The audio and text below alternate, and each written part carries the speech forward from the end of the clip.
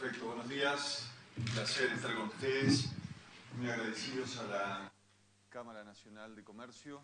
Es un honor para mí poder compartir mis perspectivas, que seguramente están mediadas por mi experiencia, por mi participación en el gobierno de la Argentina, por mi visión más cercana a lo que sucede a la zona de la Triple Frontera, que no necesariamente tiene que ser compartida por ustedes, que tienen una realidad política, institucional distinta.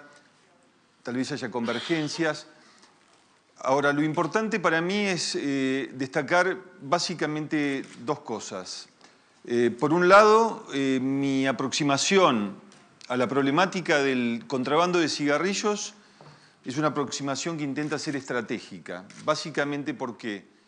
Porque es un tipo de ilicitud que, como bien dijo la subsecretaria al inicio, está en un campo gris donde parece que estamos frente a un nivel de ilegalidad menor, pero que nos ha permitido descubrir los lazos que este tipo de ilegalidad mantiene con formas de criminalidad organizada e incluso tenemos indicios, con formas de financiación del terrorismo en la región. Y hay un segundo aspecto que nos ha llevado a aproximarnos a este tipo de ilegalidades, es que contamos con el apoyo de la industria formal, que sin ella difícilmente, como nos sucede en otros niveles de criminalidad, podemos, a través de los datos estatales, llegar a un conocimiento un poco más cercano, un poco más cabal de lo que sucede con este tipo de actividades. O sea, mi aproximación estratégica al contrabando de cigarrillos tiene que ver con la idea de, a través de ese sendero, poder llegar a conclusiones por lo menos más consistentes respecto a lo que nos pasa con otras formas de criminalidad más graves. Entonces, este es el título a partir del cual pretendo hacer algunas aproximaciones en este sentido. Y una segunda consideración, que también tiene que ver con el título, es que además de estar preocupados por el contrabando y sus lazos con el crimen organizado, estamos intentando mirar el fenómeno no desde el delito en sí, desde la realización del hecho del contrabando, sino esencialmente, que esa ha sido o intenta ser nuestra especialidad desde hace algún tiempo, ver y señalar y poner de manifiesto que este tipo de ilicitudes producen una gran cantidad de dinero que termina reciclándose, legitimándose en nuestras propias jurisdicciones. O sea, llamar la atención de que el problema criminal que muestra la complejidad que tiene este tipo de actividades ilícitas, no solo repercute esencialmente en el orden, en la paz pública de nuestros países, sino también en el orden económico-financiero. Y esto es muy significativo, y cuando pensamos verdaderamente en tener acciones que puedan ser productivas, sobre todo atendiendo al mapa que nos acaba de presentar nuestro colega previamente, que es un mapa que no nos trae buenas noticias. Bueno, cuando pensamos en hacer acciones productivas en relación a estas formas de criminalidad, tenemos que llamar la atención de que introducirnos, penetrar, desmantelar o por lo menos mitigar el efecto del aspecto criminal, del aspecto empresarial de estas organizaciones criminales, nos puede llevar a algún buen puerto en términos de los resultados que pueden presentar nuestros gobiernos y nuestros estados en relación a este cuadro de situación. Y nuevamente tengo que decir lo que intento reforzar en cada una de mis presentaciones. Mi percepción realista, para serles muy franco, es que este combate, y hablamos de combate y las organizaciones internacionales nos llevan a este lenguaje bélico, no hablamos ni de control, ni de represión, ni de prevención. Las Naciones Unidas nos permiten hablar de combate. Cuando hablamos de este combate, el diagnóstico de nuestros días es que el combate lo estamos perdiendo, por lo menos desde mi percepción. Ahora bien, perder un combate significa resignarse, significa entregar las armas, o bien significa reconocer cuáles son nuestros mandatos éticos. El mandato ético nuestro como ciudadanos, el mandato ético que tenemos respecto a nuestros hijos, a la educación que les damos, esto es a las nuevas generaciones. Aquí el punto central es, y es el punto de quiebre en el que estamos, por lo menos desde mi posición de Argentina y vinculado a los temas con los que trabajo, es saber si el hecho de que hay varios indicios de que el crimen organizado está ganando varias batallas significa saber si consigue finalmente implantar como un modelo de vida exitoso el de la criminalidad. Para decirlo de manera muy sencilla, cuando nosotros queremos representarle a nuestros hijos cuál es el modelo de vida que deben seguir, nuestros hijos están viendo que quienes trabajan en los gobiernos, que quienes trabajan en la universidad, quienes trabajan en una industria legal, siquiera llegan a ganar un porcentaje mínimo de lo que gana un narcotraficante que está viviendo en la villa, en mi caso, a 20 cuadras de mi casa. Entonces la pregunta es, ¿en qué medida yo puedo explicarle que el único camino lícito, el único camino posible, el único camino que nos permite tener una convivencia como ciudadanos es el camino de la resistencia a esas formas de vida y lograr que la ley finalmente prime, la ley que nos organiza como ciudadanos, prime como único modelo de vida aceptable? Este es el debate que tenemos día a día, seguramente todos nosotros, cuando vemos lo que nos está pasando alrededor, cuando vemos que los niveles de inseguridad se incrementan en nuestro barrio, cuando vemos que nuestros políticos se roban el erario público, cuando vemos efectivamente que los señores que imponen las órdenes son aquellos que están vinculados a alguna de las formas de la criminalidad. Bueno, insisto, el punto de partida y el punto de llegada de todas nuestras presentaciones debería ser saber y reforzar que acá no podemos tener dudas. Nuestro mandato ético, si este es el camino, ¿no?, el camino de la ley, es reforzar y seguir dando un combate muy frontal, inteligente, ingenioso a estas formas de criminalidad que están cada día más cerca. Vamos a cuestiones de orden técnico para ver dónde estamos. Es importante señalar que la normativa internacional, que hay que mencionarla siempre, nos ofrece a todos nuestros países un marco a partir del cual actuar. En estas normas, las convenciones sobre el tráfico ilícito de estupefacientes, la convención sobre la represión de la financiación del terrorismo, las convenciones contra la corrupción, etc., nosotros tenemos un marco normativo que nos obliga a nuestros estados, y también después vamos a ver el rol que le toca a las empresas, a actuar de manera coordinada y consistente en relación a temas que son de orden regional y son de orden global. Mi experiencia como coordinador de la Argentina en 2 oportunidades y con 2 gobiernos con ideologías completamente distintas, fui coordinador nacional de la Argentina en el gobierno de Kirchner, fui coordinador nacional en el gobierno de Mauricio Macri, me ha permitido entender las debilidades y las fortalezas que tienen los mandatos internacionales, particularmente el de Gafi, que nos ayuda o pretende ayudarnos a luchar contra el lavado de activos y la financiación del terrorismo.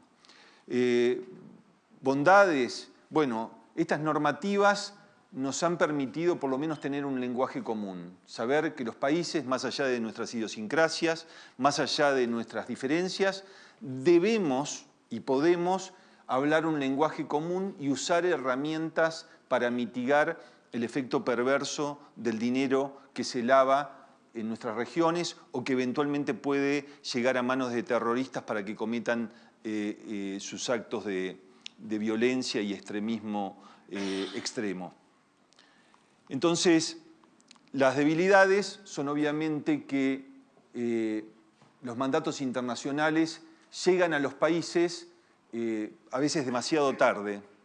Los países los aceptan formalmente, pero a la hora de un trabajo consistente, ordenado y de asunción exacta de las amenazas que tienen, bueno, tienen dificultades. Entonces, la comunidad internacional emite mandatos que muchas veces se cumplen formalmente y no terminan de impactar en la realidad de nuestros países. Pero acá también tenemos un marco a partir del cual deberíamos trabajar en ese sentido.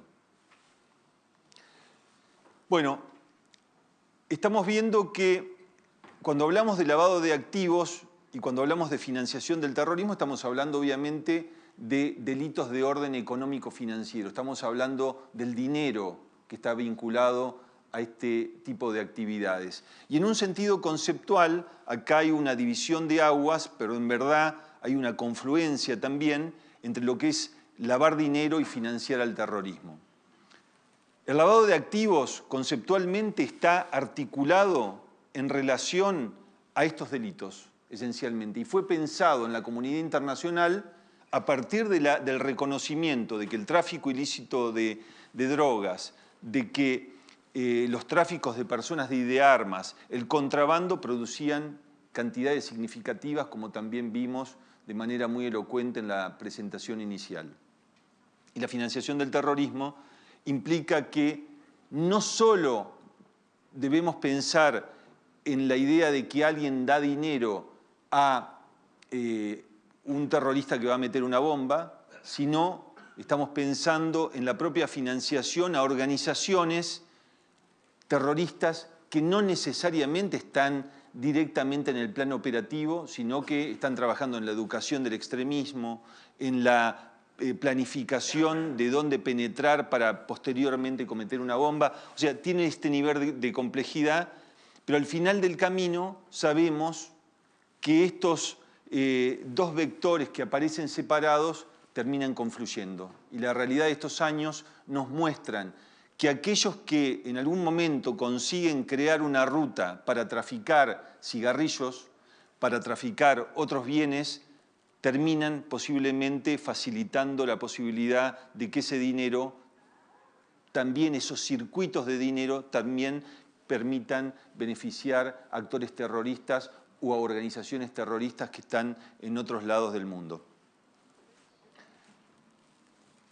Nuestra experiencia es que no hay posibilidades de pensar en materia de criminalidad organizada y terrorismo, y sobre todo la relación con el tema financiero, sin el trabajo coordinado de la sociedad civil y sobre todo de la empresa, del sector privado.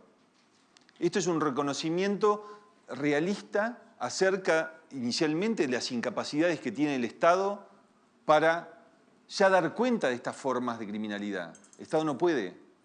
Por eso es que en todos los dispositivos normativos internacionales está un mandato para que las agencias estatales se coordinen con el sector privado y se coordinen con la sociedad civil. Y obviamente la primera respuesta de estos dos últimos sectores es: pero ¿yo qué tengo que ver con la lucha contra el combate al crimen organizado?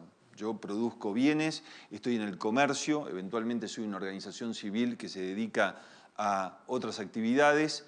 Bueno, pero todos los mandatos normativos nos están diciendo que ya no es posible eludir las responsabilidades en la implicación de lo que es, nuevamente insisto, un combate. nos guste o no nos guste. ¿Por qué? Porque sin este sector, sin la información que proviene del sector privado, sin la producción de las investigaciones que produce la sociedad civil, sin la cooperación en relación a los tránsitos, a las rutas, al reconocimiento de cómo se dan los negocios, el Estado no va a llegar nunca a poder descubrir dónde están las rutas del dinero. Y evidentemente, el destino final de este enorme esfuerzo que ha hecho la comunidad internacional es lograr acciones efectivas, porque evidentemente la gravedad del problema no amerita ninguna otra especulación. Ahora, nuevamente es de aquí donde tenemos grandes problemas. Hemos reconocido algunos países, hemos podido hablar, como también decía la subsecretaria, de estos temas hace algunos años. Hemos podido hacer algunos avances parciales, pero debemos reconocer, por lo menos en lo que a mi país y a otros países del Cono Sur nos toca, que los resultados en términos de las acciones que hemos logrado para retener el dinero de estas organizaciones criminales ha sido muy pobre. Las evaluaciones mutuas que ha hecho el Grupo de Acción Financiera en estos últimos años nos permite ver que los países de Argentina, Brasil y Paraguay, que conforman la triple frontera, aquí está agregado Chile, también reconocen, todos ellos, está escrito de manera más débil, de manera más evidente, todos ellos reconocen que en nuestras jurisdicciones se lava dinero que proviene del tráfico ilícito de estupefacientes, del contrabando y la corrupción. El lugar que se le da a cada uno de estos delitos es distinto en los países, pero acá tenemos una plataforma común donde todos estamos diciendo lo mismo. Somos diferentes, pero se lava dinero en la Argentina y en el resto de los países a partir de que se han implantado, posiblemente de modo estructural, el narcotráfico, el contrabando y la corrupción. Hay otros delitos que ustedes ven ahí que vienen a construir el mapa real que los propios estados reconocen frente a la comunidad internacional, pero la gran mayoría, el impacto más importante en términos de lavado de dinero proviene de la consolidación de este tipo de criminalidad. ¿Cuáles son los instrumentos? Acá hay una diversidad de posibilidades, pero está claro que en todos ellos reconocemos el uso de empresas de fachada, la compra de compañías de transporte, las transacciones y la permisión de transacciones en efectivo, inversiones inmobiliarias, en el caso argentino, el uso sistemático de paraísos fiscales para esconder los dineros ilícitos. Claro está, aparece la banca privada, porque los bancos al final del camino en un programa de legitimación de activos es un lugar utilizado, o sea, los bancos no están, más allá de que han implantado sus sistemas de prevención formal, no están ausentes en el sprint final del lavador que necesita finalmente de la banca privada para terminar el proceso de legitimación de activos. Bueno, digamos, acá tenemos también, junto con la primera, la placa anterior, un primer esbozo que los países reconocen y que nos muestran un camino donde debemos trabajar para descubrir los programas de lavado de activos que provienen del contrabando y del narcotráfico y obviamente de la corrupción.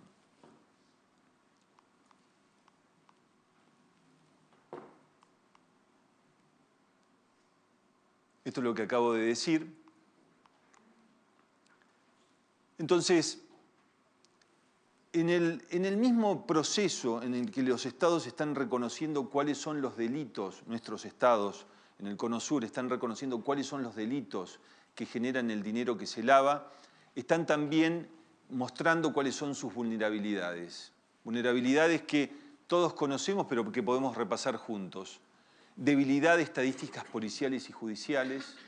Entonces, cuando vamos a indagar con precisión, vemos que, en mi caso, en el caso de mi país, tuvimos gobiernos que se atrevieron a tocar el índice de precios para no pagar más intereses a los bonos que habían emitido alegremente, y después, como es posible tocar el índice de precios, también se pueden tocar las estadísticas judiciales y criminales, como si fuera lo mismo, como si el Estado pudiese permitirse semejante cosa. Pero esto no es patrimonio solo de la Argentina.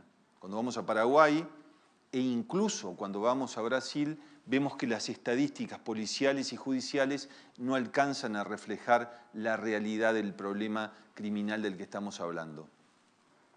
Ausencia de análisis sobre la articulación de estos crímenes de base, o sea, conocemos y reconocemos los delitos, pero no sabemos cómo terminan articulándose, cómo los narcotraficantes se articulan con los contrabandistas, cómo eventualmente se asocian con actores que están vinculados al extremismo islamista. Y obviamente aparece también en estos esbozos que hacen los estados de sus problemas la débil articulación que se produce entre los aspectos estrictamente represivos y los factores de inteligencia. Los países que no pueden tener una inteligencia estatal dedicada a estas formas de criminalidad, evidentemente ya tiene un problema de inefectividad que va a impactar en la falta de condenas. Bueno, concretamente,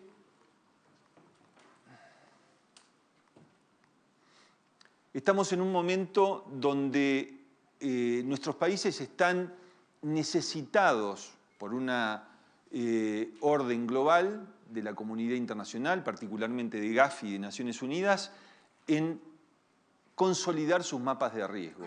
Y esto lo llamo la atención porque es una cuestión de orden técnica donde la industria de nuestros países tiene y debe tener una real incidencia. O sea, los países de la región están en un proceso en el que deben organizar su mapa de riesgos y deben presentarlo a la comunidad internacional para decir, estos son mis problemas y estas son mis eventuales soluciones.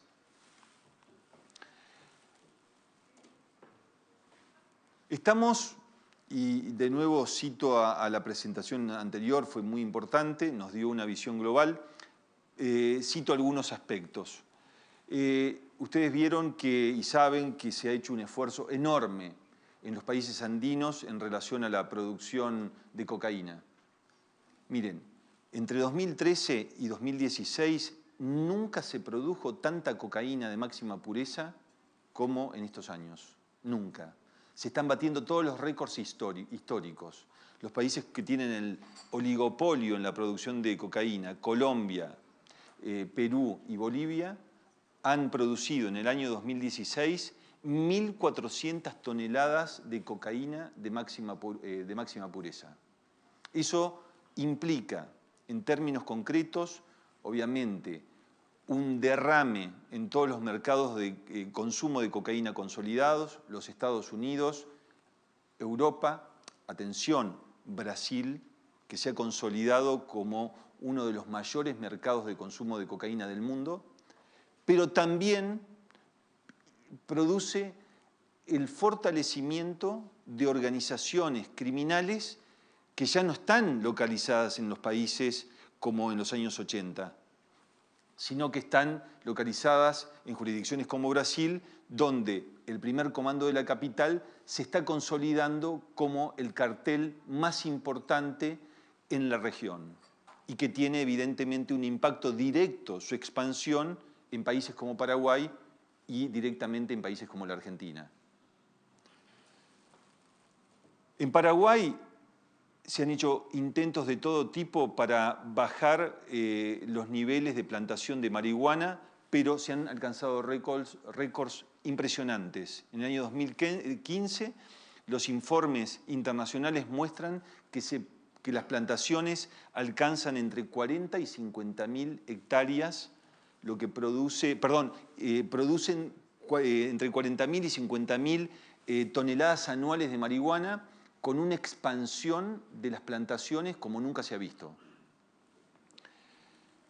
¿Qué voy a decirles? Brasil y la Argentina nos han dado demostraciones de lo que es la claudicación del Estado frente a sus compromisos básicos.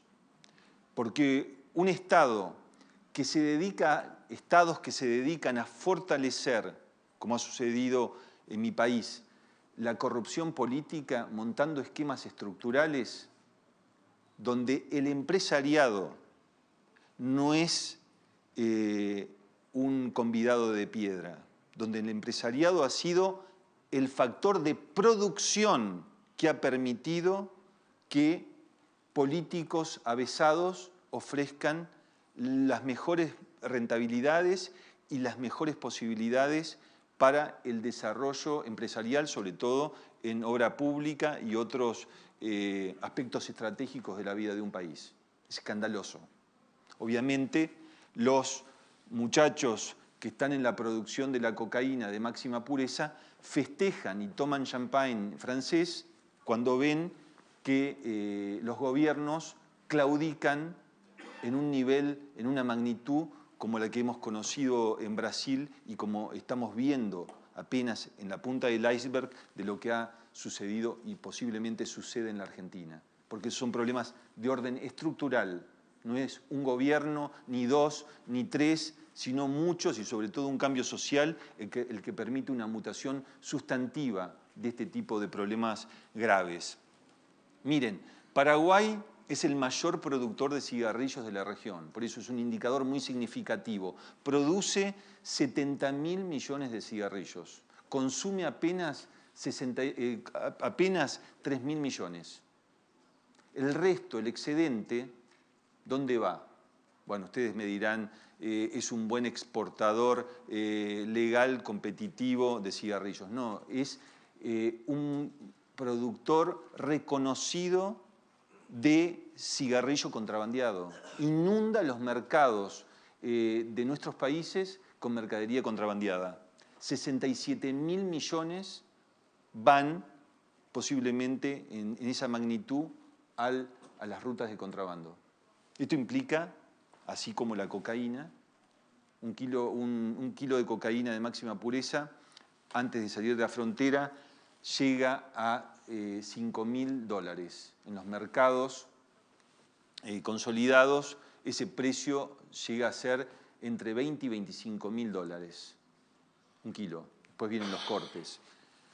Cuando estamos hablando de cigarrillos, uno podría decir, bueno, los negocios son menores. Los negocios son millonarios. Millonarios. Y obviamente la Argentina, Brasil y Paraguay están inundadas de productos de origen chino y otros países asiáticos que llegan a Ciudad del Este de manera sistemática, a la vista y con la complicidad de las autoridades que tienen el control, que deberían tener el control de este tipo de productos.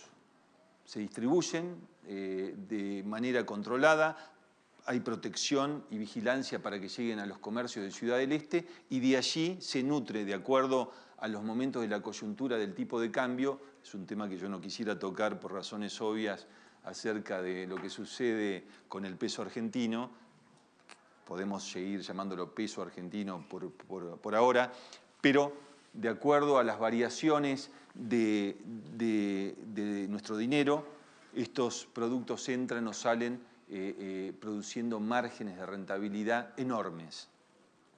Bueno, este es un cuadro que obviamente ninguno de nuestros gobiernos podría dejar de reconocer a la hora de dar una respuesta a la comunidad internacional cuando se le pregunta en qué estado de situación estamos. Esto implica, desde el punto de vista económico, un negocio impresionante.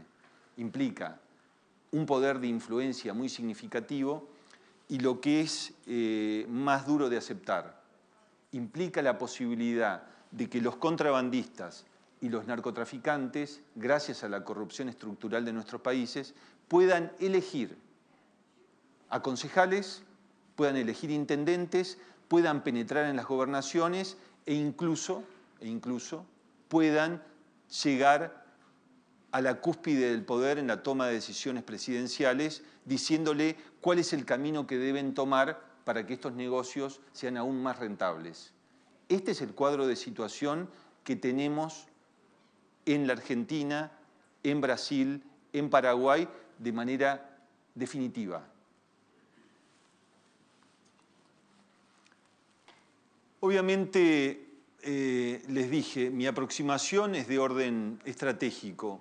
Acá vemos una chance de entendimiento del problema. ¿Por qué? Porque podemos armar una alianza entre los gobiernos que quieran emprender una lucha sistemática, y las empresas, el comercio, aquellas que están vinculadas con la actividad lícita, porque de ahí sale información necesaria que los estados no tienen. Miren, concretamente, y no voy a abundar en esto, simplemente es un ejemplo para cerrar lo que estaba planteándoles.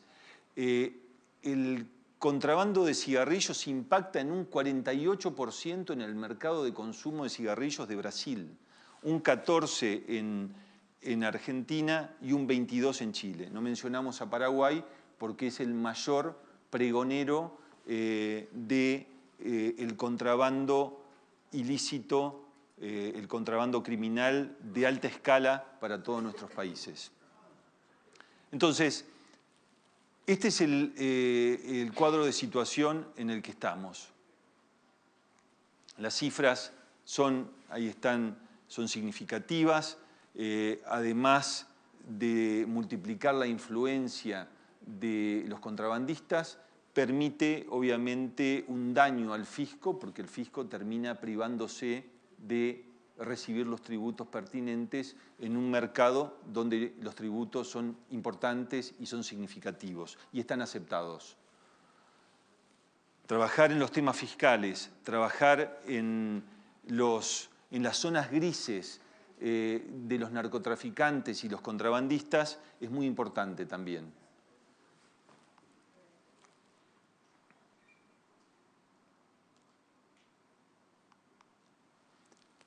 Quiero decirles, a modo de cierre de este cuadro, acá el combate puede pensarse en estos 4 vectores: la coordinación, un sistema de coordinación estatal, la prevención, la detección o la inteligencia y la represión.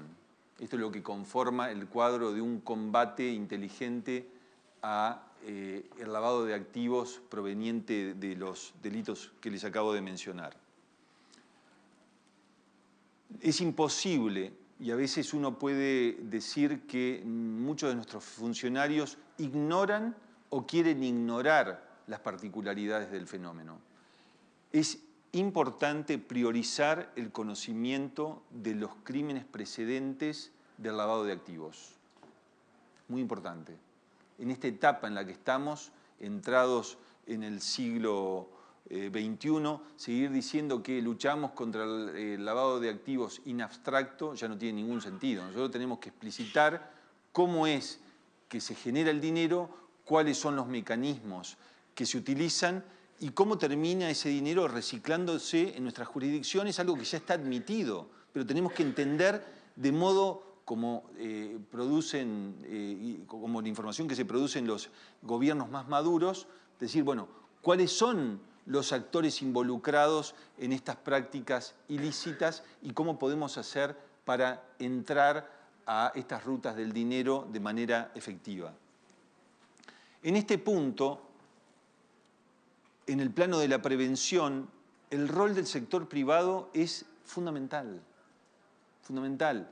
En la nueva obligación que tienen los gobiernos de producir sus mapas de riesgo, que insisto, tiene un nombre, se llaman evaluaciones nacionales de riesgo, los gobiernos están obligados a hacerla en este momento, todos aquellos sectores de la industria, todos aquellos sectores que están trabajando en el comercio legal, todos aquellos inclusive sectores de la sociedad civil, tienen la obligación de acercarse a las unidades de coordinación estratégica para acercarle los papers, para acercarle los informes, para acercarle los números de lo que implica el contrabando en todas sus expresiones.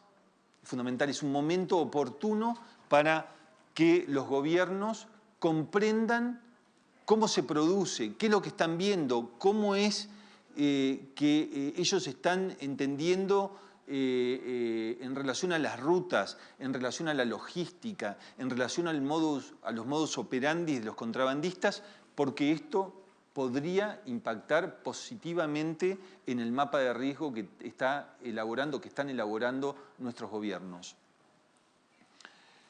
Obviamente, en el aspecto de la detección o inteligencia, tenemos la inteligencia financiera, todos nuestros gobiernos tienen efectivamente creadas unidades de información financiera.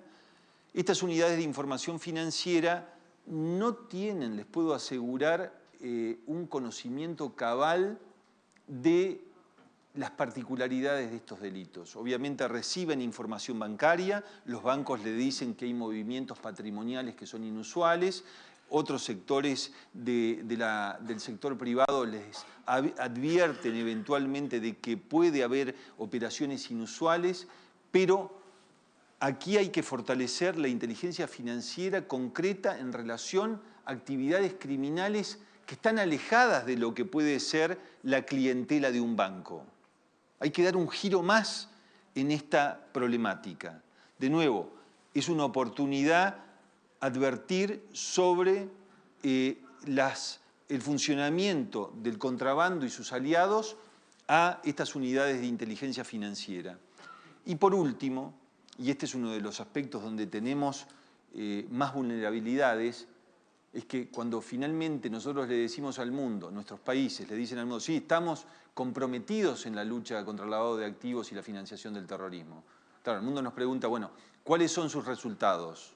Uno de los resultados directos que los países tienen que mostrar son las condenas. En mi país hay 22 condenas por lavado de activos, después de 18 años de participar de la comunidad internacional. Aparte, mi país acaba de ser presidente del Grupo de Acción Financiera. Ahora, los resultados de la justicia son 22 condenas.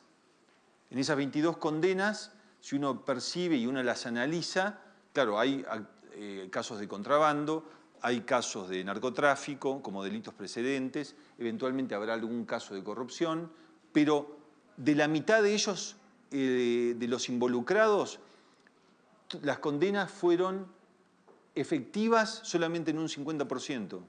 En el resto, aún estando acusados por lavado de activos, también se fueron a tomar champagne a su casa los lavadores de estos activos. O sea, ¿y cuáles son los resultados en materia patrimonial?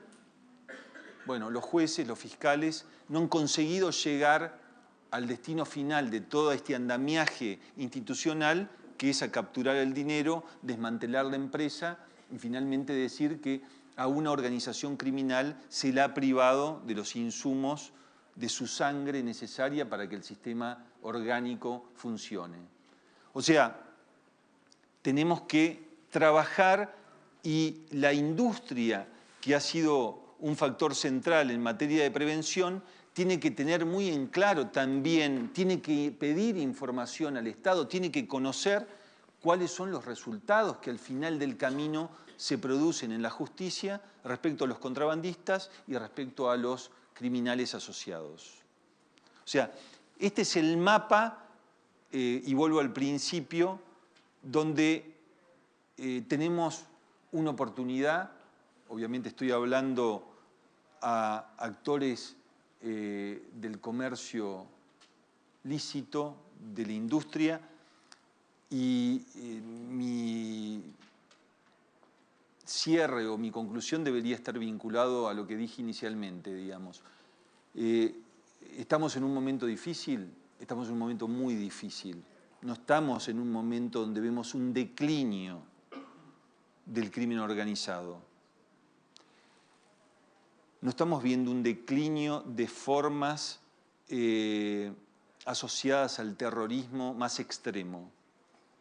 Acabo de llegar de África, la África pobre, Burkina Faso.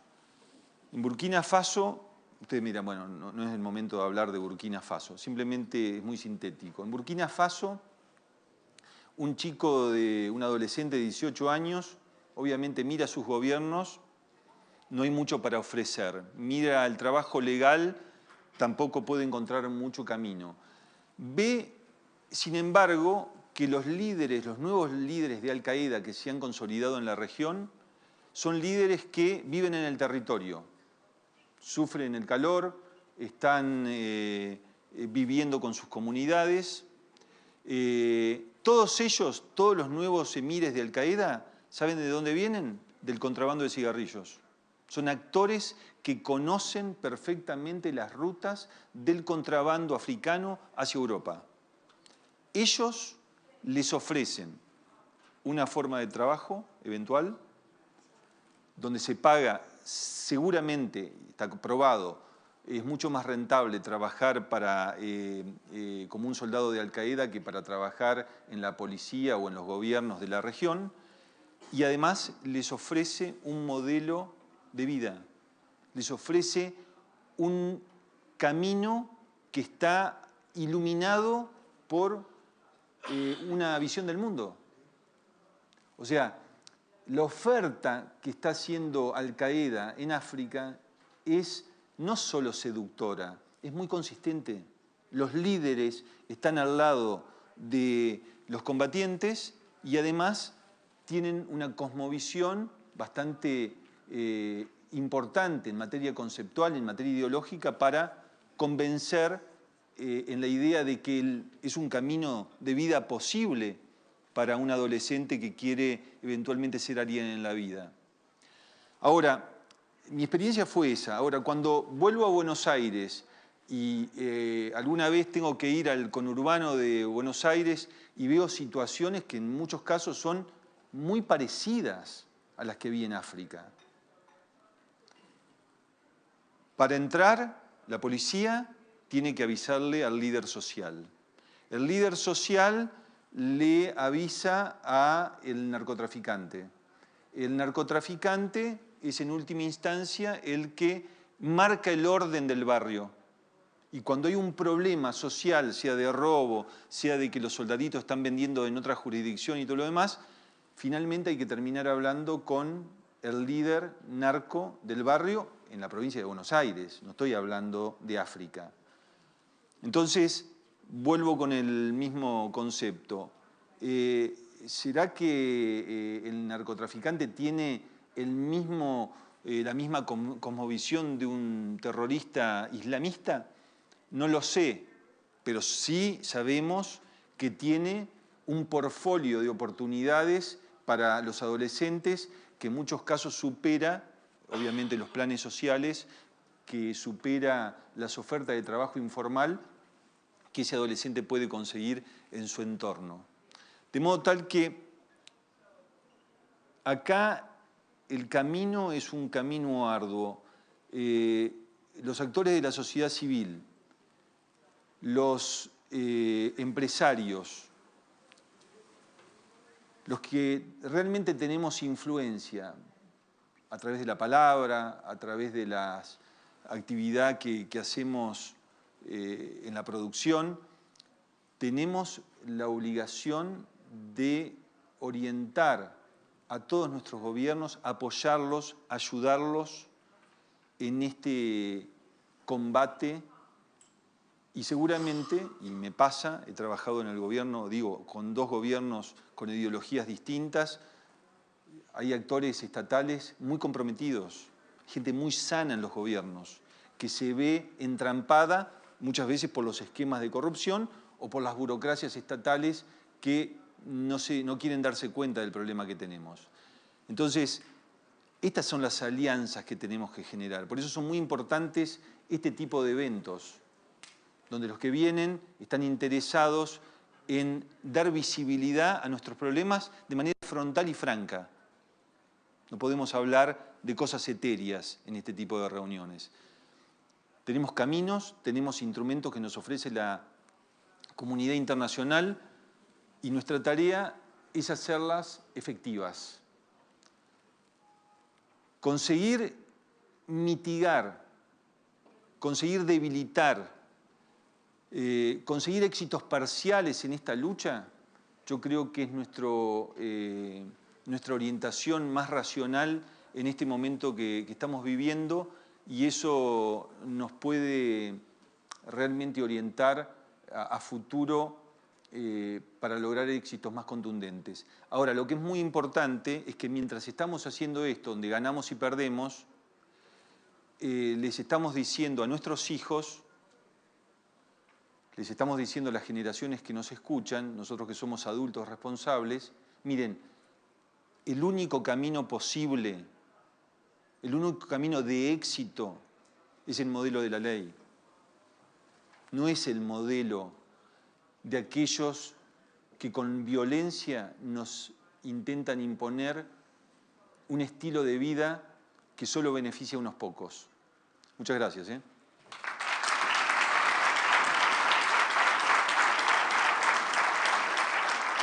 perdón.